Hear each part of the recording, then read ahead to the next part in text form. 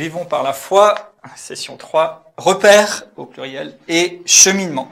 Et je voudrais dans cette session, avant d'aller plus loin et peut-être dans d'autres choses toujours aussi et très très pratiques sur la vie par la foi et le fonctionnement de la foi, regarder avec vous quelques repères et nous éveiller ou en tout cas nous garder attentifs au fait que la vie de la foi, elle est accompagnée ou entourée d'un certain nombre de repères que nous avons, évidemment, et on va y venir dans la parole de Dieu, mais qu'il s'agit d'un cheminement. On pourrait quelquefois s'imaginer que la foi, c'est juste un certain nombre de méthodes ou de choses pratiques à aligner les unes derrière les autres. Mais en fait, je voudrais, avant même de rentrer plus loin dans cet enseignement, et on a commencé par définir un petit peu ce que c'était que la foi, et puis on a vu d'où vient la foi, on a vu qu'elle vient de la parole de Dieu, et qu'il y a différentes façons dont on peut se rendre disponible et recevoir la parole de Dieu, la révélation, le réma particulièrement, cette parole révélée, personnelle, qui va produire la foi dans notre esprit et nous porter vers son objet, vers ce que Dieu veut pour nous. Et avant d'aller plus loin en parlant peut-être de choses très pratiques, de comment peut-être avoir la foi pour la guérison ou pour la provision de Dieu ou toutes ces choses-là dont on sera certainement amené à parler, mais je voudrais insister un petit peu plus sur un aspect et juste poser quelques repères et nous garder attentifs, comme dit, sur cette notion aussi de cheminement. Donc notre passage de référence de toute la série, c'est toujours Hébreux 11, particulièrement Hébreux 11, 1. Donc je vous invite à le relire ensemble, où il est écrit, Hébreux 11, 1, « Or, la foi est une ferme assurance des choses qu'on espère et une démonstration de celles qu'on ne voit pas. Pour l'avoir possédée, les anciens ont obtenu un témoignage favorable. » Et puis je vais aller directement, si vous voulez venir avec moi, tout à la fin du chapitre. Et au verset 39, après un catalogue, on peut presque dire, ou en tout cas toute une liste de personnes qui ont vécu par la foi dans leur temps, dans leur époque, et avec ce qui leur était donné à ce moment-là, il est dit au verset 39, « Tout cela, à la foi desquels il a été rendu témoignage, n'ont pas obtenu ce qui leur était promis, Dieu ayant en vue quelque chose de meilleur pour nous, afin qu'ils ne parviennent pas sans nous à la perfection. » Et en fait, ce qu'on peut voir à travers tout ça, c'est que les principes de la foi, eux, ils sont universels, j'allais dire, ils traversent toutes les alliances, et on va rentrer plus tard, comme je le disais, dans des choses pratiques. Mais en fait, les exemples qu'on a ici dans les Écritures, et ce qui a été vécu par ces anciens, par nos prédécesseurs, depuis l'Ancien Testament, et même à l'époque où Jésus cheminait avec eux, eh bien, ils n'ont pas reçu complètement tout ce qui était prévu, ou tout ce qui est le plan parfait ou complet de Dieu, parce qu'il fallait que nous participions à rentrer dans cette perfection. Perfection, ça veut dire rendre quelque chose complet ou accompli. Et en fait, il y avait un certain nombre de choses qui n'étaient pas encore à disposition, mais qui sont là quand même comme des repères pour nous et qui doivent aussi nous instruire aujourd'hui et nous amener à poursuivre dans ce cheminement. Ils ont reçu des choses, mais ils n'ont pas reçu l'accomplissement, la perfection ou la plénitude, parce que c'est pour nous, et parce qu'il fallait qu'il se passe un certain nombre de choses aussi entre-temps. Mais aujourd'hui, nous pouvons entrer, et nous pouvons, et nous devrions, pour ne pas dire nous devons, expérimenter et participer à la perfection, à l'accomplissement complet et à une mesure de maturité de l'idée et du plan que Dieu a pour l'humanité, et d'autant plus, j'allais dire, que le moment approche. D'autant plus que le retour du Seigneur est proche, nous devrions être activement engagés dans ce chemin de perfection, d'accomplissement complet que d'autres n'ont pas pu toucher dans l'histoire. Et même si nous pouvons nous instruire de tous ces exemples-là, en fait, il y a quelque chose qui, et je crois qu'au fond de nous-mêmes, si on sonde un petit peu, il y a déjà quelque chose qui nous pousse à dire, mais il y a d'autres choses à vivre, il y a des dimensions qui sont là et que nous sommes appelés à expérimenter et qui vont venir comme couronner tout ce qu'il y avait avant de cette mesure de perfection ou de plénitude à laquelle Dieu nous attire et par là attire son Église aujourd'hui. Alors un premier aspect, si on parle des repères, et dans ce cheminement, un premier point que je voudrais souligner ici, c'est encore et toujours, mais incontournable, et je passerai jamais par un autre chemin, la parole de Dieu. Vous allez dire, on a déjà fait toute une session, hein, le réma, etc., la parole, etc., oui. Mais où qu'on aille, quoi qu'on fasse, le repère et les repères se trouvent ici, dans la parole de Dieu. Et la base fondamentale, même si on parle d'un cheminement ou d'une perfection ou d'un accomplissement, reste encore et toujours la parole de Dieu. Donc il est absolument hors de question, et j'exclus tout de suite cette hypothèse, si quelqu'un voulait s'en saisir, de dire que puisqu'on est dans une phase d'accomplissement et de perfection, maintenant on fonctionne autrement, et puis ces livres-là, et puis les vieilles choses, c'est vieux, quoi. On laisse ça, maintenant on va dans la perfection. Non, la perfection ne peut pas s'atteindre ou s'obtenir sans passer par le fondement absolu et fondamental qui reste la parole écrite de Dieu. Donc, dans la dernière session, on a largement développé ça. Je vais juste citer en passant Romains 10, 17. Or, la foi vient de ce qu'on entend, et ce qu'on entend de la parole de Christ, ou par extension, on peut dire de la parole de Dieu. Donc, c'est la parole qui va produire la foi en nous, et qui va rester encore et toujours le repère absolu et le fondement qui va nous permettre d'expérimenter ce que Dieu en réserve pour nous, et aussi de cheminer et d'avancer dans toute cette dimension et dynamique de plénitude. Hébreux 4.12 nous dit aussi que la parole de Dieu est vivante et efficace. Et ça, c'est éternel, ça sera jamais remis en cause, et il pourrait y avoir encore tant de passages parce que l'Écriture se définit elle-même, et à travers ses différents auteurs, hein, se précise et se complète, mais qui souligne et qui montre que cette parole ne passera jamais. Et quand bien même les cieux et la terre passeraient, la parole de Dieu ne passera pas. Donc la parole de Dieu reste le fondement, le repère, et contient les repères dont nous pouvons avoir besoin et qui sont vraiment un absolu dans notre avancée. Et comme je disais, on y reviendra dans d'autres sessions.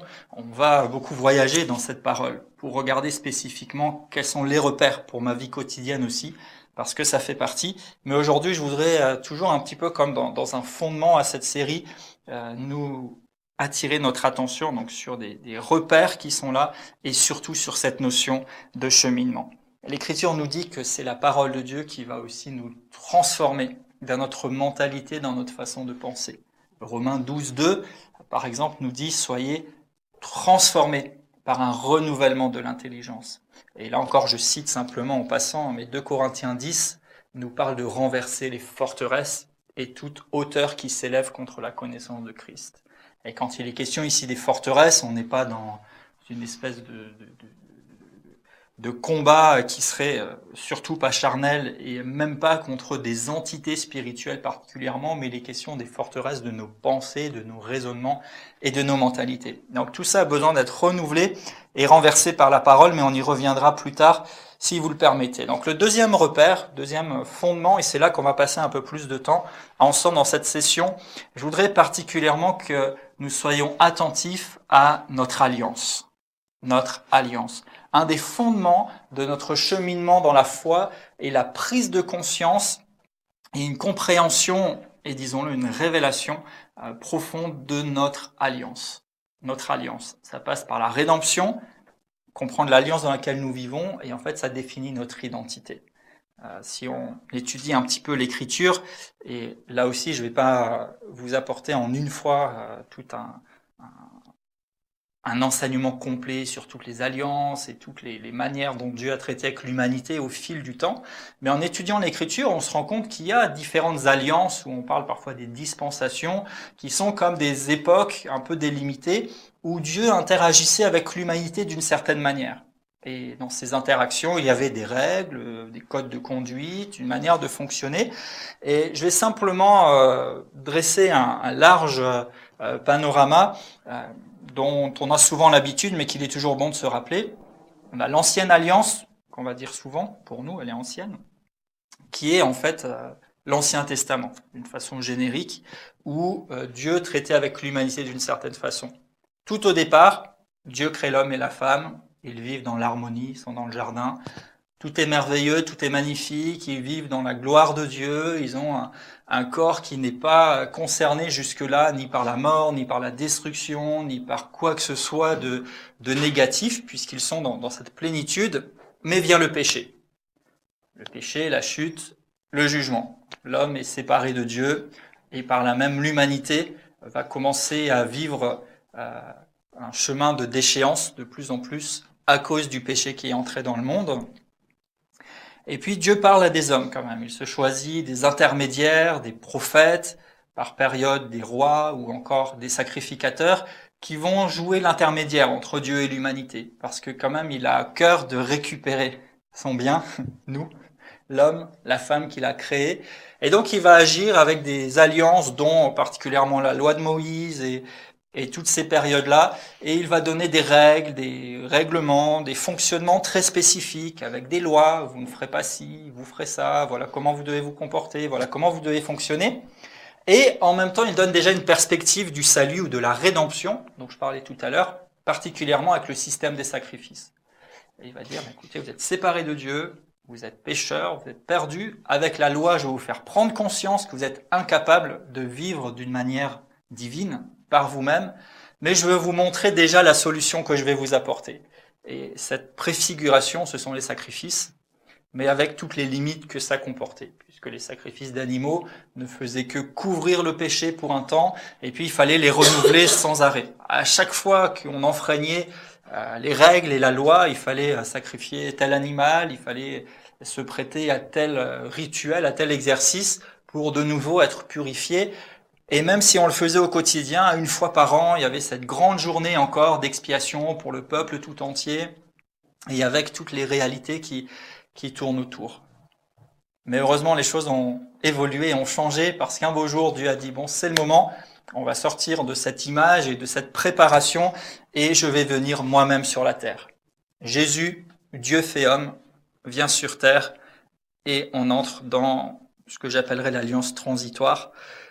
Les évangiles, Jésus, Dieu fait homme, chemine avec nous, enfin avec l'humanité, j'étais pas là encore à cette époque-là, et va commencer à expliquer qu'est-ce que ça voulait dire, toute cette ancienne alliance, qu'est-ce que c'était que la loi, quel est vraiment le cœur de Dieu. Il va commencer à parler et à attirer de nouveau le cœur des hommes vers Dieu, et il ne va plus se limiter au fonctionnement avec un peuple ou une race, mais va chercher à étendre à toute l'humanité ce message de salut, de rédemption, de restauration. Et plus que de parler et de préparer le cœur des gens, il va devenir lui-même l'accomplissement, à ce moment-là, la perfection de ce qu'était la loi, en devenant lui-même le sacrifice unique, parfait, complet, qui va expier le péché de l'humanité tout entière, une fois pour toutes et de façon parfaite.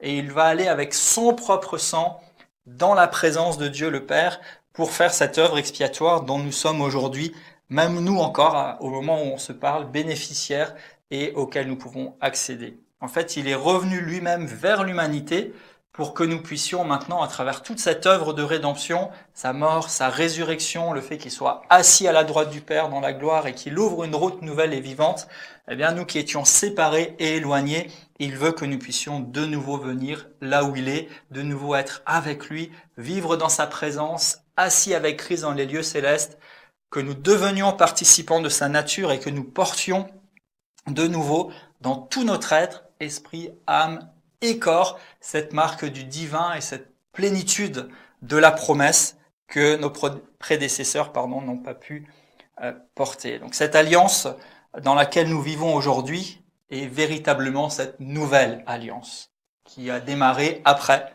la mort et la résurrection de Jésus et dans laquelle nous opérons maintenant. Et l'Écriture elle-même va en parler et le définir d'une certaine façon. Et on va regarder Hébreux 8. Hébreux 8,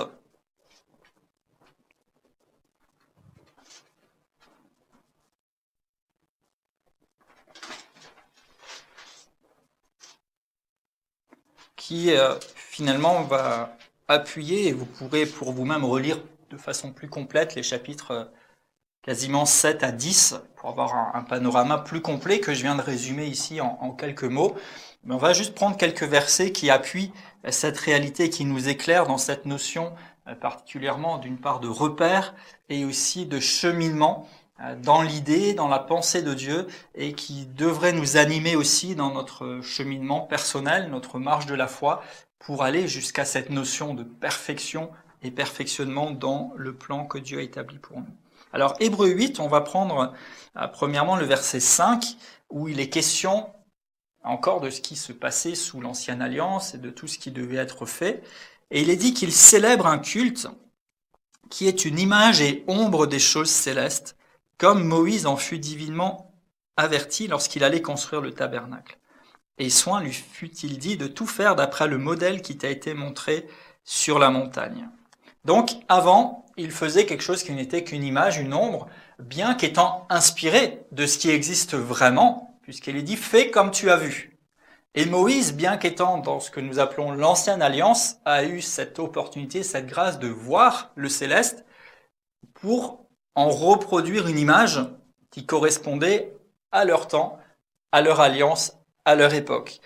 Mais ça change au verset 6, et maintenant Christ intervient, et il est dit, Hébreux 8, 6, « Mais maintenant, il, Jésus, a obtenu un ministère d'autant supérieur qu'il est le médiateur d'une alliance plus excellente, qui a été établie sur de meilleures promesses. » Et là, c'est là que nous nous trouvons. Nous sommes aujourd'hui encore, suite à l'œuvre de Christ, dans une alliance qui est définie comme étant plus excellente et établie sur de meilleures promesses. Et quelquefois, on regarde les histoires de l'Écriture ou même les témoignages d'Hébreux 11 et on dit « Waouh, ils ont vécu des choses merveilleuses » et c'est vrai. Mais l'un des repères généraux, j'allais dire, que nous avons et qu'il est bon de conserver cette conscience, c'est que nous avons une alliance encore plus excellente, basée sur des meilleures promesses. Donc nous avons aujourd'hui, et nous fonctionnons avec Dieu, j'allais dire, dans une alliance plus excellente. Et on pourrait passer beaucoup de temps à essayer de la décrire et finalement tout au long de cette série, il y aura des éléments comme ça qui viendront et qui définiront globalement les repères, les grandes lignes de cette alliance. Mais particulièrement, nous n'avons plus à passer par une personne ou par juste quelques personnes choisies pour pouvoir être acceptables devant Dieu et pour entendre Dieu nous parler, mais nous avons maintenant un libre accès, nous avons le droit, et c'est dans la suite de toute cette suite-là, dans Hébreux 7, 8, 9, 10, nous avons maintenant le droit de nous approcher nous-mêmes avec assurance du trône de la grâce. Nous avons droit à une relation personnelle et individuelle avec Dieu. Dieu ne traite plus avec nous seulement de façon générale, comme tout un peuple, avec quelques personnes choisies à qui il parle, mais il veut traiter personnellement avec chacun d'entre nous.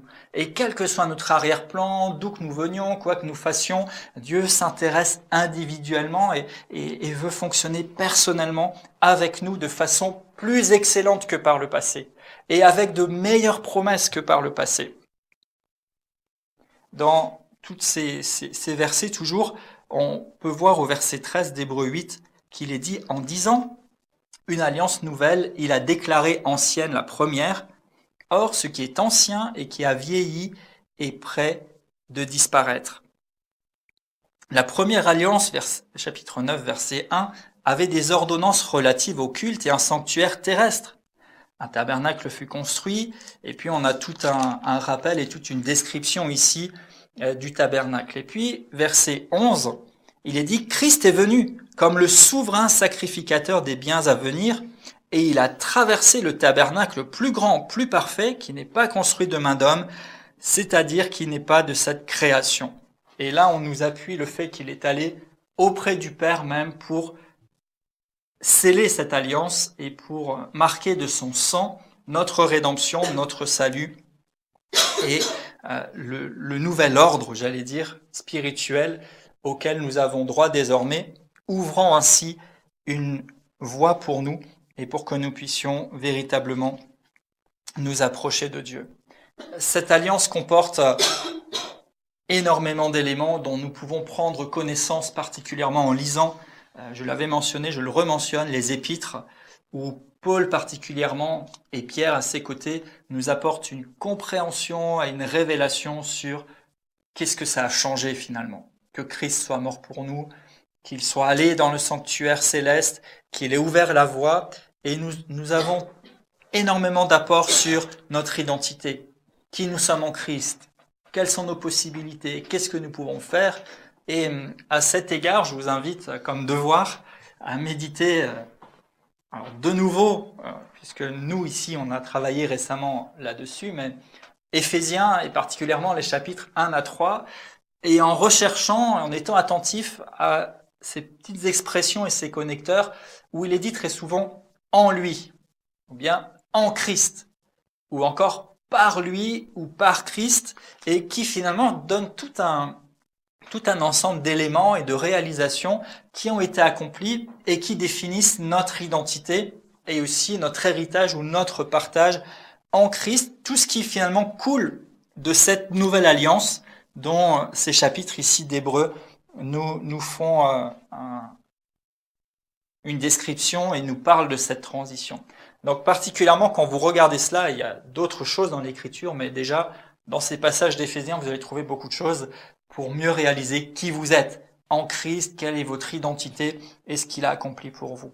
Et si je rentre pas dans tous les détails ici, c'est pour vous laisser travailler un petit peu aussi, mais aussi parce qu'on parle simplement de repères. Et mon objectif vraiment aujourd'hui, c'est simplement de poser un petit peu comme des balises le long du chemin, parce que c'est ce que fait Dieu et c'est ce que fait l'Écriture pour nous, qui nous éclaire un petit peu et doivent nous inciter à cheminer et à progresser selon la révélation aussi que nous recevons et selon ce que les Écritures mettent en avant et l'action du Saint-Esprit dans nos vies personnellement. Nous savons que lorsque nous acceptons le salut de Dieu, nous en avions parlé la dernière fois, nous devenons une nouvelle créature. 2 Corinthiens 3 au verset 15, ou 2 Corinthiens 5, 17, plutôt, nous dit que si quelqu'un est en Christ, il est une nouvelle créature, les choses anciennes sont passées, et voici toutes choses sont devenues nouvelles.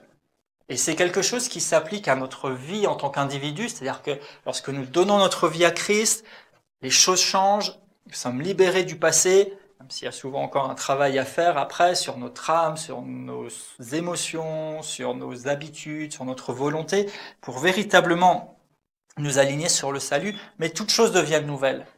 Mais plus que seulement notre individu, en fait, quand nous sommes en Christ, quand nous entrons en Christ, les choses anciennes sont passées, c'est-à-dire que nous ne sommes plus supposés être accrochés ou, disons-le, campés dans des choses d'une alliance ancienne, mais toutes choses sont devenues nouvelles.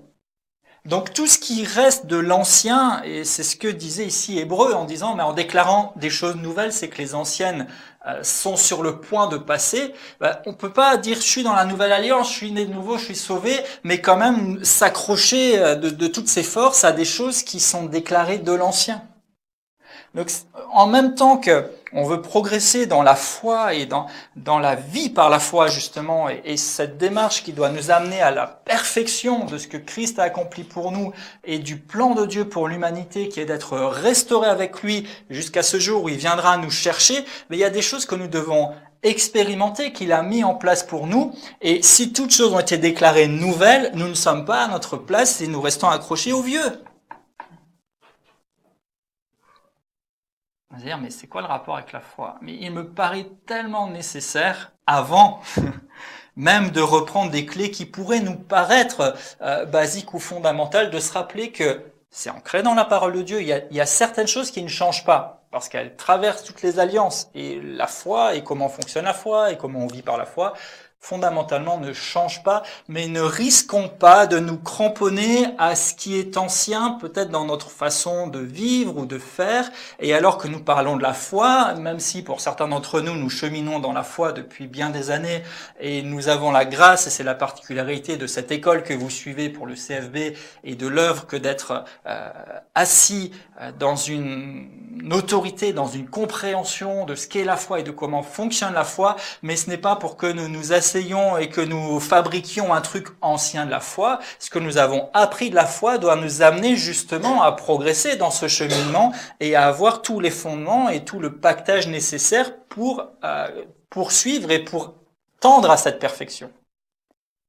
L'objet finalement de la foi et de la vie par la foi est de nous faire tendre à la perfection et de nous faire expérimenter cette perfection. Parce que sans la foi, c'est impossible. Sans la foi, c'est impossible. Et c'est tellement merveilleux. Parce qu'en fait, quand nous marchons dans la foi et par la foi, le Seigneur nous éclaire dans notre quotidien, mais aussi et surtout, le Saint-Esprit peut nous attirer dans des choses qui peut-être nous paraîtraient étonnantes ou grandes ou énormes ou peut-être même trop grandes à un certain moment, mais quand il vient nous attirer vers ces choses, c'est parce que le prérequis est là, la foi est là. Et j'oserais dire que la foi en elle-même n'est pas une finalité en soi, la foi est un moyen. La foi est une dynamique qui doit nous porter à justement cheminer jusqu'à toute la plénitude de Christ. Elle n'est pas une fin, elle est un moyen et elle est une dynamique. La foi est ce qui nous active.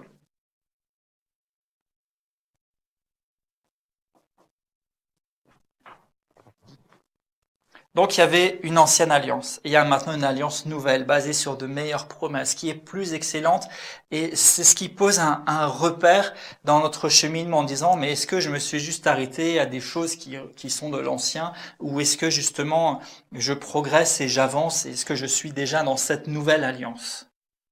Et ensuite, si je suis dans la nouvelle alliance, avec particulièrement ce qu'on appelle parfois le message de la grâce, et à raison, parce que sans la grâce, on ne peut même pas imaginer avoir accès au Père, véritablement.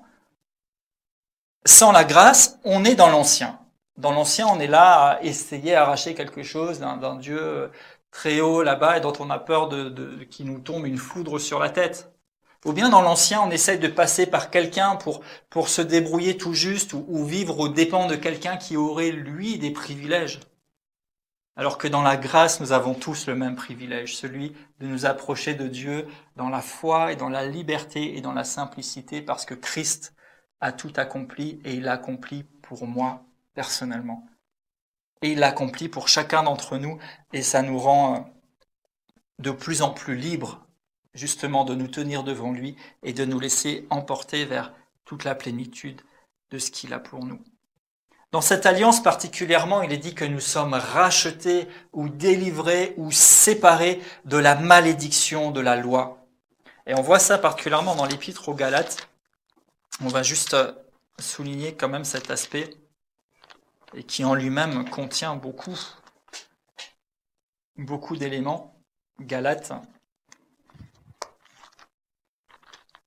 chapitre 3.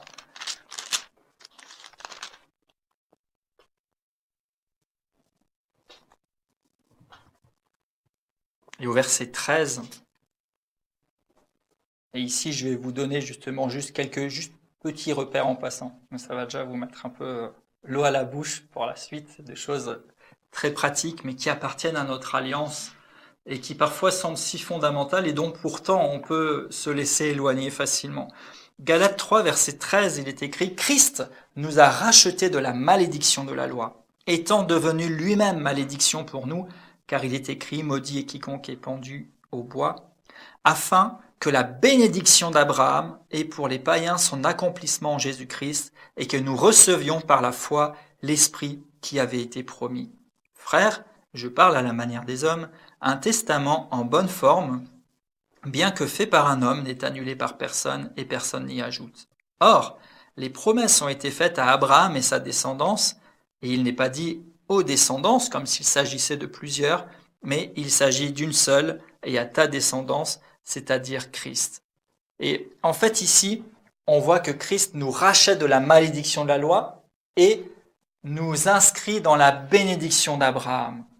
La malédiction de la loi, on la trouve dans la loi, donc dans l'Ancien Testament. Et particulièrement dans Deutéronome 28, et on va quand même rapidement regardez pour vous donner une idée quand même de quoi vous avez été affranchis.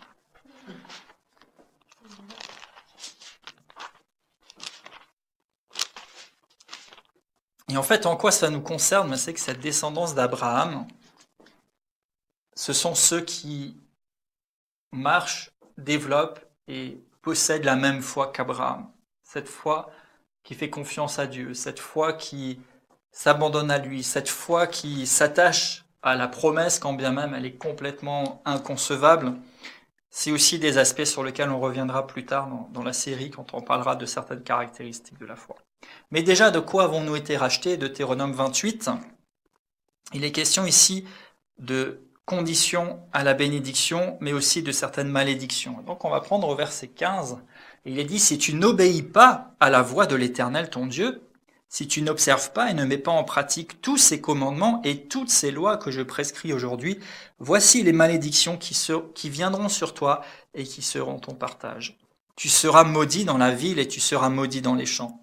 Ta corbeille et ta huche seront maudites, le fruit de tes entrailles, le fruit de ton sol, les portées de ton gros et ton menu bétail, toutes ces choses seront maudites. Tu seras maudit à ton arrivée, tu seras maudit à ton départ.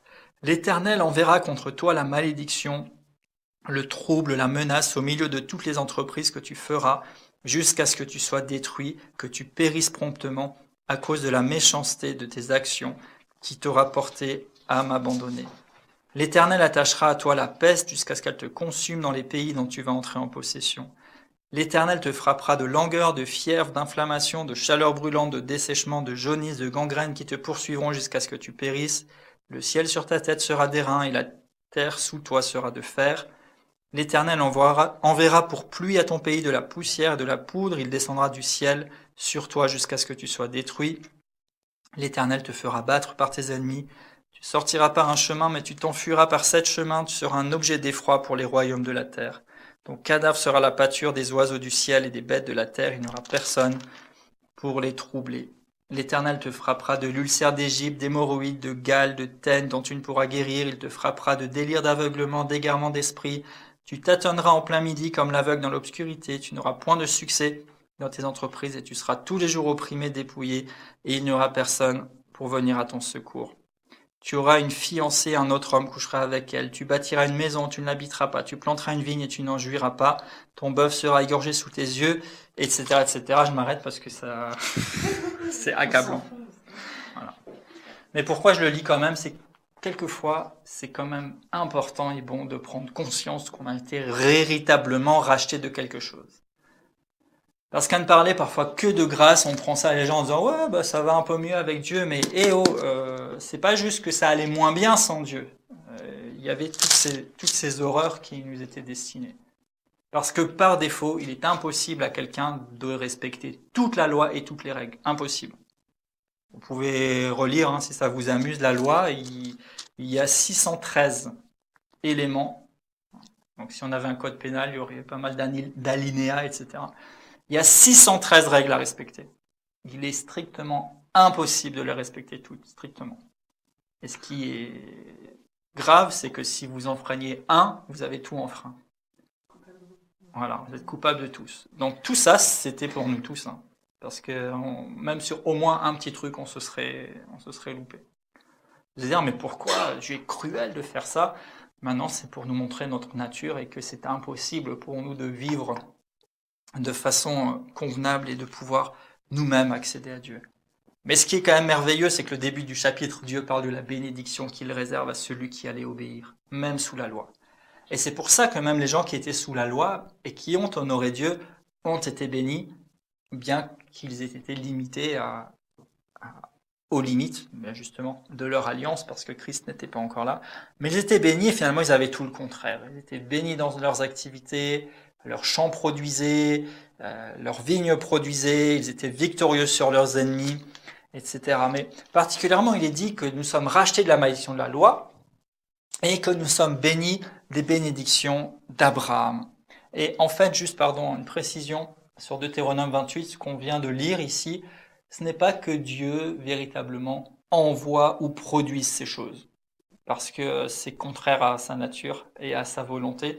C'est qu'en fait, Dieu permet, et même le permet, parfois il n'est pas évident pour nous. Ici, le sens original vraiment du texte, c'est que finalement, Dieu ne pourra pas empêcher que ces choses arrivent.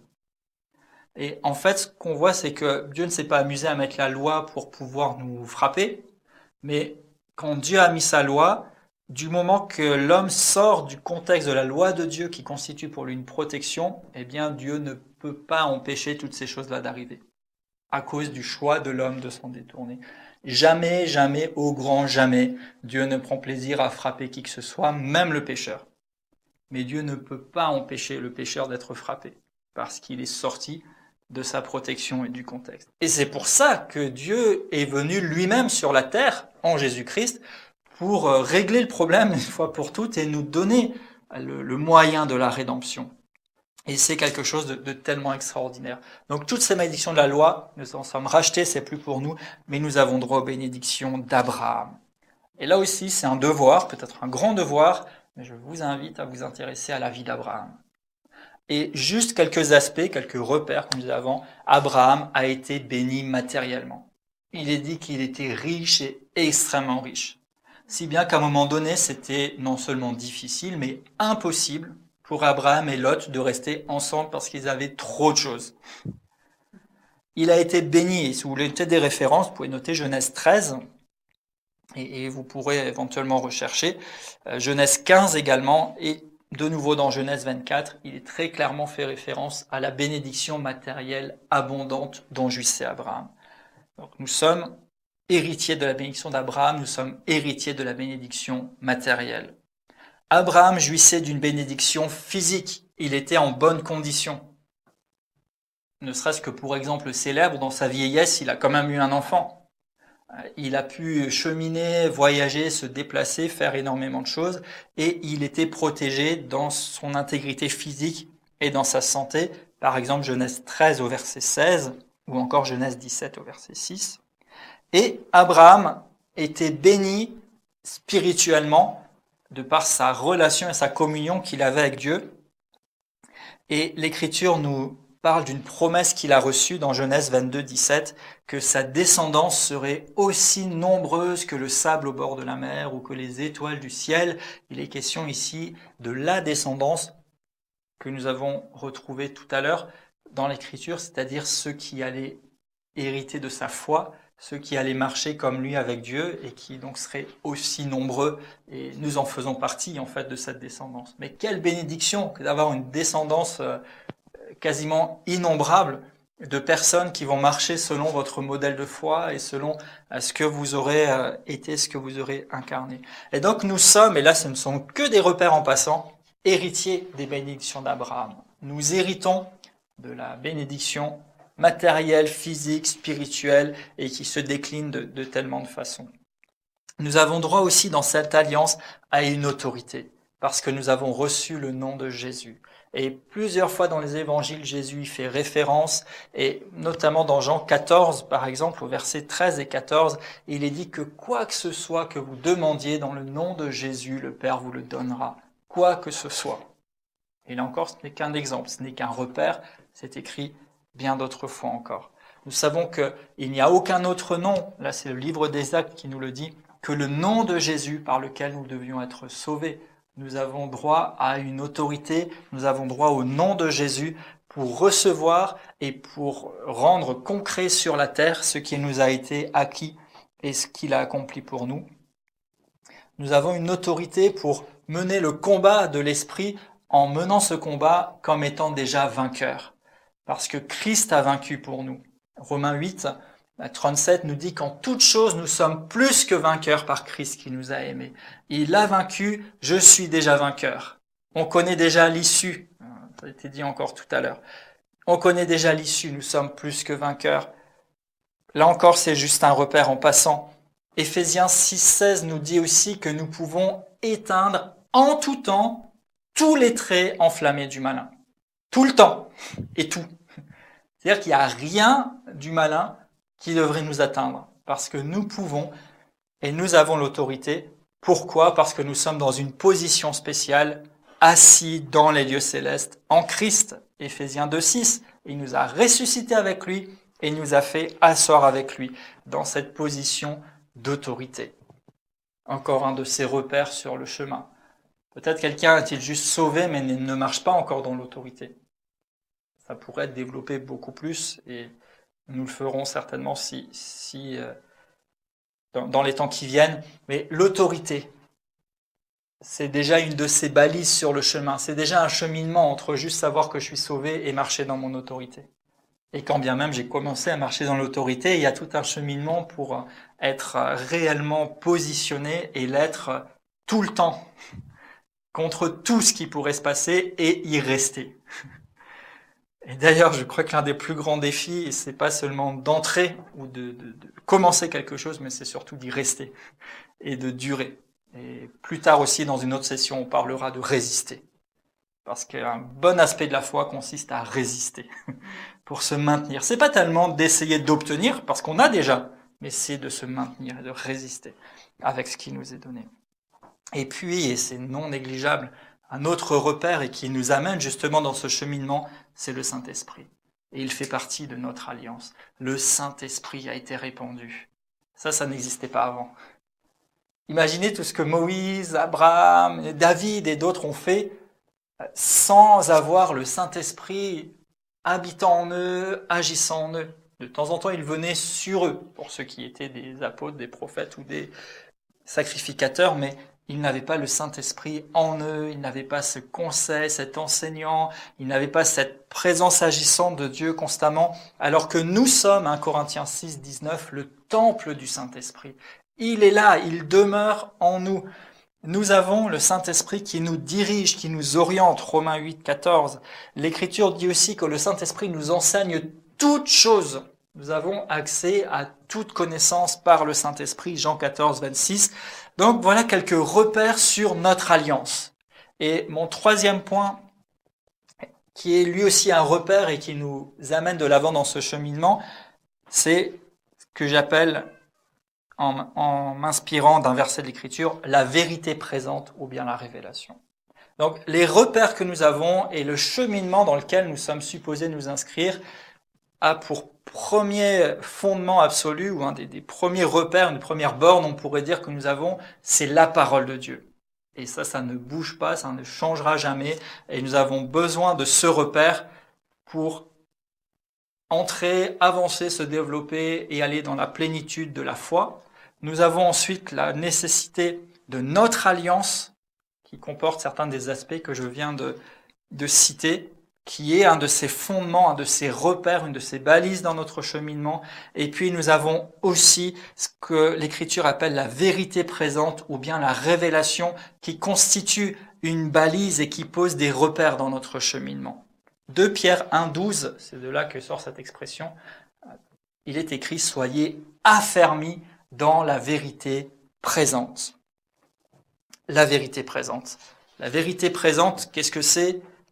Là encore, c'est pas un nouveau petit truc qui fait bien maintenant tout de suite, mais c'est de s'affermir dans la vérité présente, c'est-à-dire dans la lumière et dans la compréhension aujourd'hui que nous avons de la vérité, mais qui était déjà là depuis le point 1, depuis la parole de Dieu, et qui est déjà là parce qu'elle fait partie du point 2, notre alliance. Mais aujourd'hui, nous la comprenons, où nous en avons un éclairage particulier qui nous affermit dans cette vérité et qui nous permet aujourd'hui de la vivre et donc de cheminer avec d'une manière différente qui nous porte justement vers cette perfection d'une manière dont ça n'a pas encore été fait auparavant. Et c'est ça dont il y a besoin, et c'est ça dont nos anciens ont eu besoin, comme disait Hébreux 11, verset 39, pour que les choses deviennent parfaites, parce qu'ils n'avaient pas encore ça. Mais nous l'avons.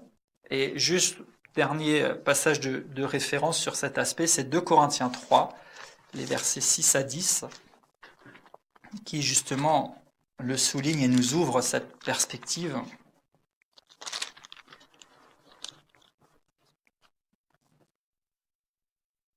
Et je crois que tout ça veut et peut et va nous stimuler alors qu'on va continuer dans notre cours ou dans cette série sur Vivons par la foi, à dire mais oui, vivre par la foi, c'est pas juste réviser déjà ce que j'ai pu faire pour vivre bien au quotidien, mais en fait ça doit me propulser ça doit être comme ce tremplin qui m'amène à vivre davantage. Et il y a une vérité présente, il y a quelque chose maintenant là dans lequel l'Esprit de Dieu attire son Église et dans lequel il nous attire et il m'attire personnellement parce que j'ai une alliance personnelle avec lui.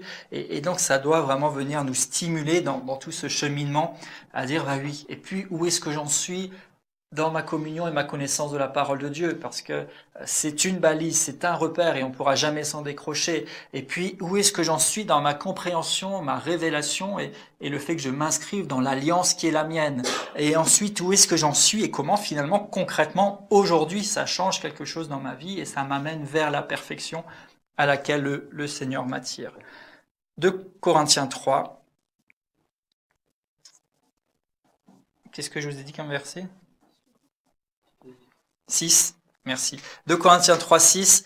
Il nous a rendus capables d'être ministres d'une nouvelle alliance. Donc on la retrouve ici, cette nouvelle alliance, et Paul va souligner d'une certaine manière encore cette alliance ici.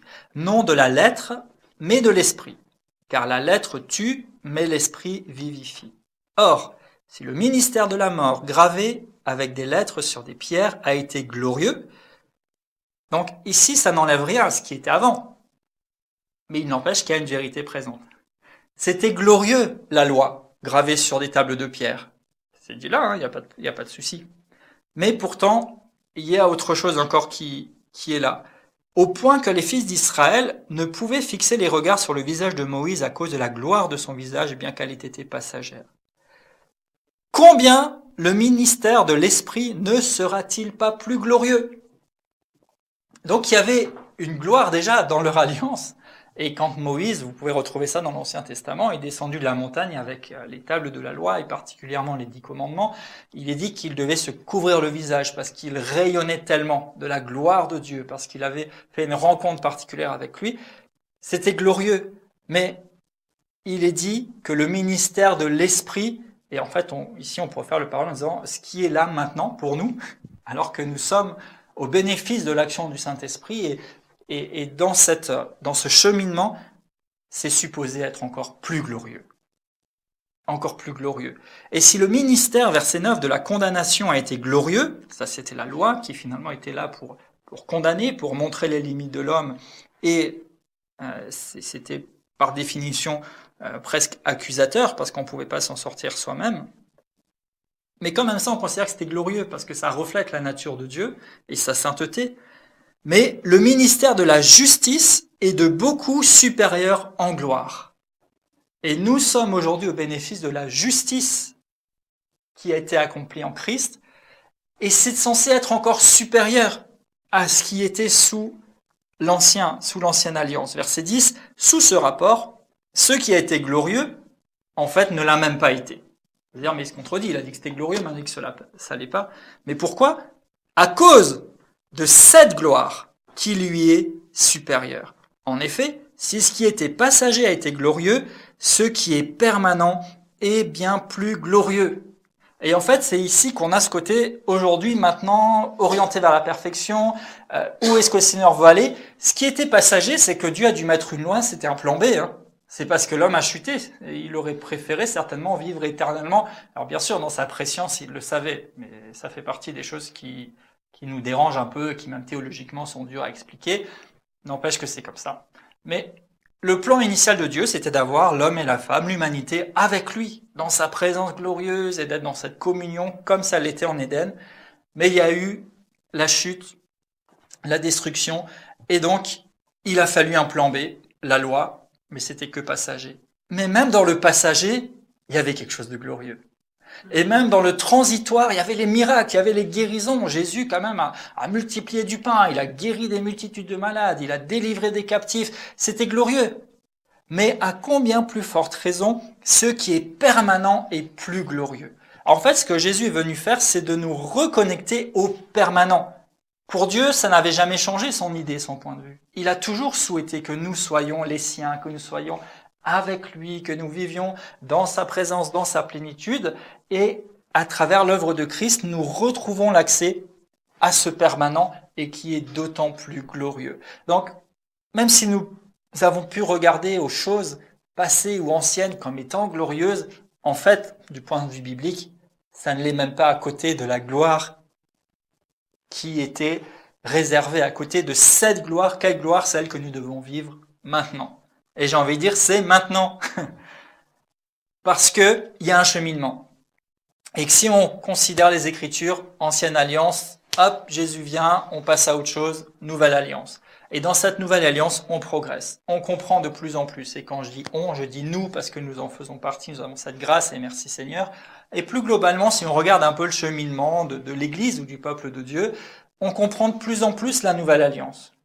On commence à prendre conscience de la grâce de Dieu, à prendre conscience de la justification, à prendre conscience de l'autorité en Christ, à prendre conscience de tous ces aspects-là. Et donc maintenant, la vérité présente, c'est que cette gloire supérieure soit manifeste évidente. Et en fait, la foi que Dieu nous a donnée et que nous développons et dans laquelle nous grandissons encore et toujours et par laquelle nous voulons vivre, est justement cette dynamique qui nous porte dans cette gloire supérieure de sorte qu'elle soit manifeste et que le monde reçoive, Romains 8 toujours, cette révélation des fils. Marquée par la gloire de Dieu et une gloire manifeste, évidente, à travers les guérisons, à travers les miracles, à travers des choses extraordinaires. Un rayonnement peut-être. Des lois naturelles bouleversées à cause de la gloire de Dieu. Des corps qui ne sont non seulement guéris, non seulement en bonne santé, mais qui sont métamorphosés, 2 Corinthiens 3, 18, de sorte que même la maladie et la mort ne touchent plus. C'était glorieux d'être guéri. C'est encore plus glorieux d'être en bonne santé, mais c'est encore plus glorieux que plus rien ne puisse nous atteindre. C'était glorieux de savoir que Dieu voulait bien nous sauver et nous ramener avec lui un jour. C'est plus glorieux de réaliser que le salut, c'est pas juste pour plus tard, mais ça change ma vie aujourd'hui. Mais il y a quelque chose d'encore plus glorieux, c'est que dès maintenant, je peux expérimenter des réalités célestes parce que ça fait partie de cet héritage.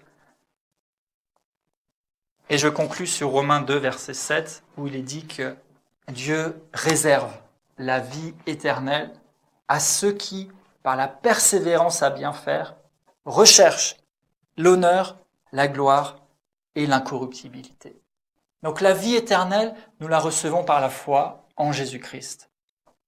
Mais ça n'est qu'un pas dans le cheminement. Et l'Écriture nous donne des repères et nous invite à cheminer et à cheminer et à cheminer avec la parole de Dieu, dans la compréhension de notre alliance et dans la vérité présente, en recherchant. Donc il y a une dynamique. Dieu donne et Dieu révèle et Dieu éclaire et Dieu manifeste qui il est à ceux qui le recherchent, à ceux qui se mettent en mouvement. Et c'est ce que nous faisons et c'est ce que je nous engage à faire même à travers cette série sur la foi, c'est à être et rester en mouvement.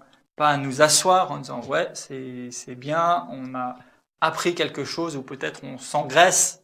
Et je m'adresse particulièrement au CFB, ne vous engraissez pas des cours. Nous vous engageons, non pas seulement à manger et à grossir, mais à pratiquer et à être en mouvement pour mettre cette énergie en activité et en faire bénéficier l'humanité tout entière, le monde qui est autour de vous.